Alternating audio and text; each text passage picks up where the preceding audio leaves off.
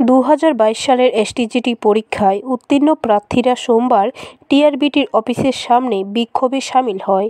তাদের দাবি, পরীক্ষায় উত্তীর্ণ প্রার্থীদের দ্রুত শিক্ষক পদে নিয়োগ করার জন্য।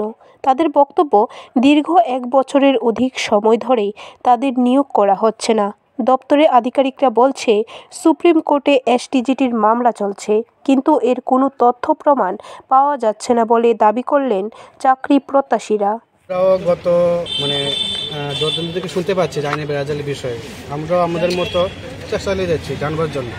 আমরা হাইকোর্টেও গিয়েছিলাম, সুপ্রিম কোর্টের ওয়েবসাইট চেক করছি যে তারা যে বলছে কি এসএলপি একবার বলে পিএল একবার বলে রিপিটিশন, তারা ডিপার্টমেন্ট বলছে বা আধিকারিকরা বলছে, বাট আমরা এই বিষয়ে এখন কোনো তথ্য প্রমাণ পাইনি যে এমন কোনো কিছু হয়েছে বলে যে কেস নাগাদ।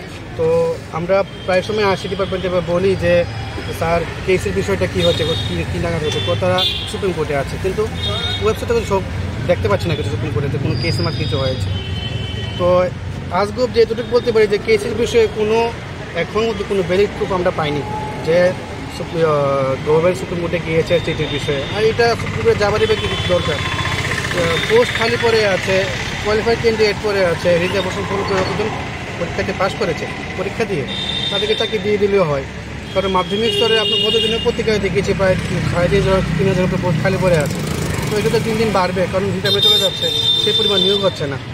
জানলে অবাক হবেন যে গত 6 বছরে খালি 2বার পরীক্ষা দিয়ে 612 জন না 13 জন খালি আপনার মাধ্যমিক স্তরে টিচার নিয়োগ হয়েছে। ব্যুরো রিপোর্ট, খবর ত্রিপুরা।